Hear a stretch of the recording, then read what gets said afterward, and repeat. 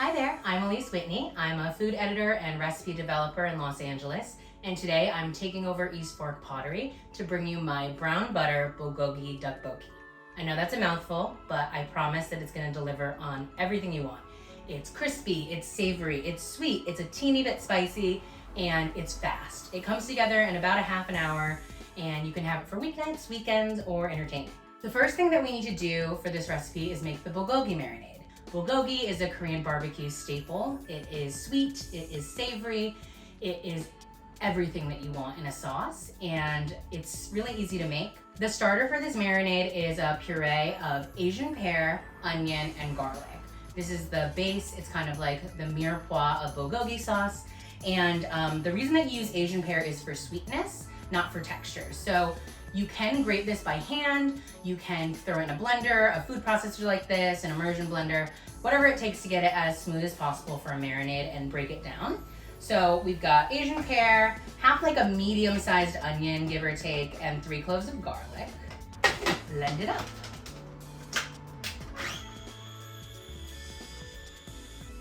And now you can just add your ingredients directly to the food processor or blender. This is 1/3 cup of soy sauce, 1/3 cup of sake, and 3 tablespoons of mirin.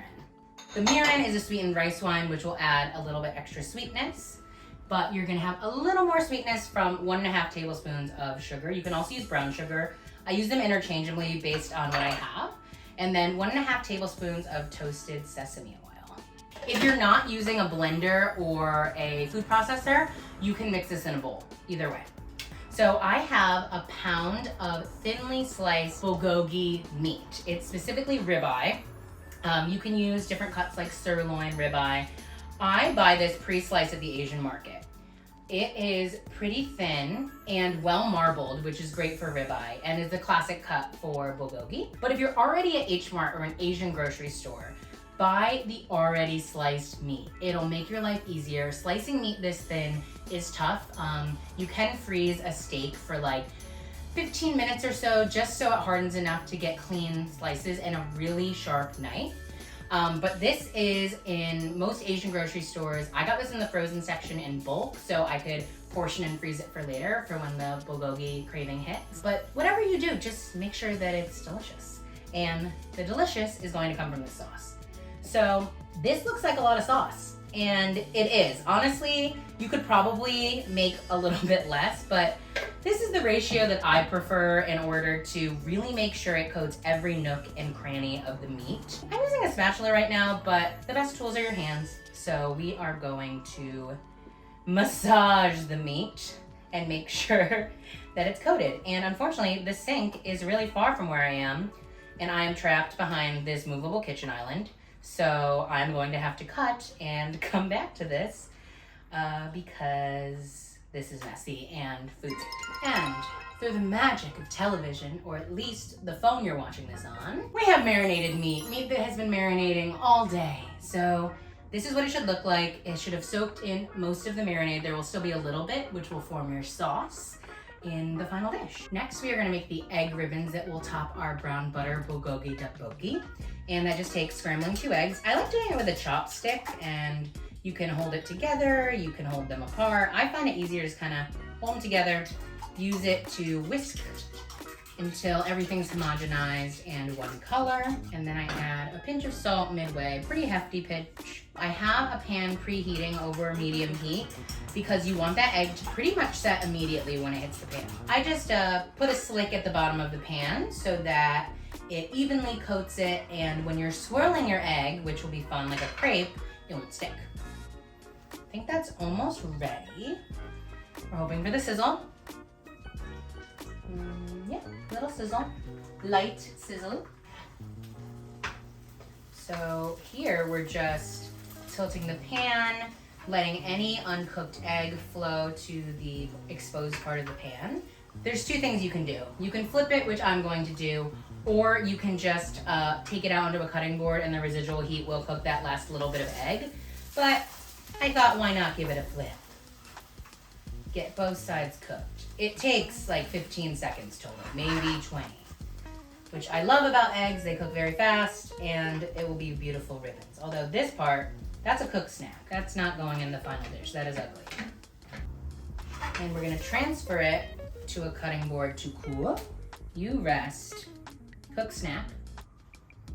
Now, you can cook rice cakes when they're thawed, when they're not frozen, straight like this, especially when something is saucy. The way I like to do it to make sure that they get nice and soft without having to boil them is to cover them in water, then put it in the microwave. My microwave is incredibly high, so I'm putting on a plate so I don't hurt myself. And 5 minutes. This is going to soften them enough that you don't have to worry about them being too hard in the final product, but they won't make them mushy and you don't have to boil a pot of water. Our rice cakes have plumped slightly and are very hot. All of that butter off. In a large skillet or a saute pan, we are going to melt some butter, brown it, and then toast up our rice cakes. This is my eggplant that holds my butter. We're gonna let that melt, sizzle, and just start to brown before we throw in the rice cakes. Bowl very hot. What you want to do right away is get them moving in the butter because that will evenly distribute the butter on them. And they will start to pick up color right away because the butter has already browned and they're so white in color that they immediately start to take on the color of the butter. These are bubbling away. I'm going to give them a minute to toast up.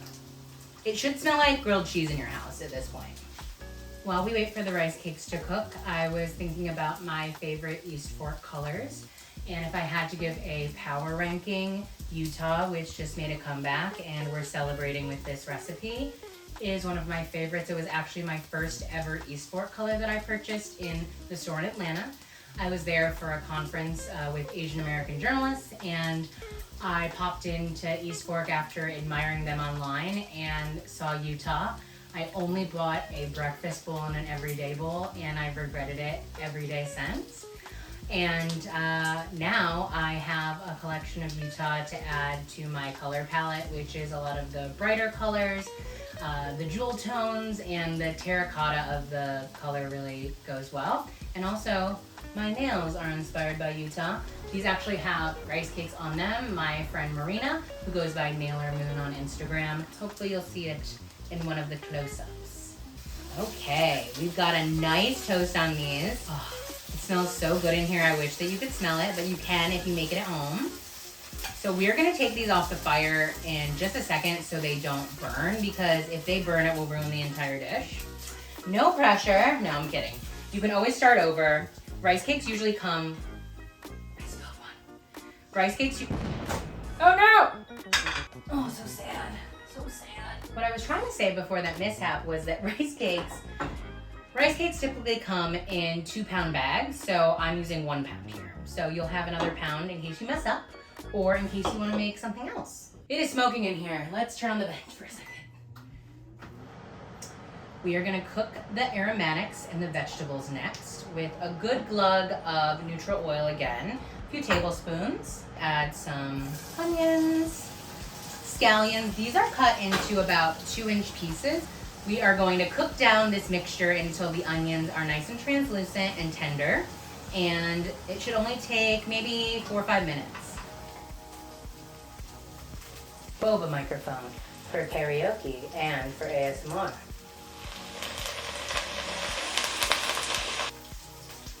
Now we're gonna go in with our thinly sliced shiitake mushrooms. This should take another 4 or 5 minutes to get everything cooked and caramelized. If your pan looks dry, add a splash more oil. Your nose will know. I'm going to put this plate down as a spoon rest to not get oil everywhere. So now we're gonna go in with our garlic, sliced thinly as well. What I'm going to do next is kind of deglaze the pan with kimchi. Kimchi is a nice fermented cabbage, usually served as banchan or a side dish in Korean culture. I'm adding kimchi with some brine. It'll make a lot of noise, but it's worth it. Sauteing kimchi and cooking it will make it more like a cooked cabbage than kimchi. Kimchi, when raw, can be very potent and very fragrant and delicious, but this will tame it a little bit. If your kimchi pieces are big, mine are, I'm going to snip them with kitchen scissors. You can also pre-chop the kimchi in advance, but the reason that I do this with the scissors is because kimchi stains your fingers. I usually have a manicure, and this is an easier way to get bite-sized pieces without having to get red-stained hands, red-stained cutting boards. So that is my kimchi hack from years of having a specific cutting board just for kimchi. Now we're gonna add our pound of marinated bulgogi. Try to let it make contact with the bottom of the pan as much as possible because you really wanna brown it as much as you can, but because of all the residual marinade that's still clinging to the meat, it may not brown. It's kind of just boiling a little bit, and that's okay. The meat won't be tough, but it won't get as golden brown as it would on a Korean barbecue grill or if it was cooked on its own in its own pan.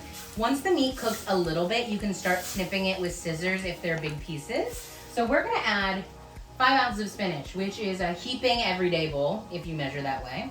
And it's going to wilt down into nothing because it is a lie. But a very nutritious lie at that. Everything has come together. There's not a lot of liquid left, which is good because if it was too liquidy, then the rice cakes might get really soggy. This will just sort of kiss the outside of the toasted rice cakes, which may have all stuck together while you've been cooking. And do it in a whole block, but that's okay. Because as they soften up again, but the crispiness will keep them from getting too soggy, you can mix them up and separate them. But it may take a minute for them to all decide to go out on their own. They're going to college, gotta let them fly. This is looking excellent. We're gonna add half of the egg ribbons in now and save the rest for garnish on top. And I'm gonna add about half our scallions as well. A good drizzle of toasted sesame oil. This is important to do at the end because it's an incredibly aromatic oil and you don't want to let it break down too much from the cooking process, and it will be much more fragrant and delicious. And then toasted sesame seeds. So we're gonna put this all on a big serving platter. It is very heavy and very hot, and it will not be beautiful on the first try. You can zhuzh it up afterward. And we're gonna finish with the rest of the egg ribbons, just a couple. The rest of your scallions. A little more of a hit of toasted sesame oil because I love this stuff and I think you can't get enough of it. And sesame seeds. So you get a little pop of toasty nuttiness in every bite. Now comes the best time, the eating time. Nice big couple of scoops per serving. This should serve 4 to 6 people depending on how hungry you are. I like to try to get a little bit of everything in my bite. Drape an egg ribbon over some bulgogi, get a little spinach. There's a mushroom. Thank you so much for watching, and to get the full recipe, head over to eastfork.com. You can also find me cooking on Instagram at Alyse Whitney, which will be linked down below. And cheers with egg ribbons, bulgogi, spinach, mushrooms, onions, crispy rice cakes that were crisped in brown butter. What could be better?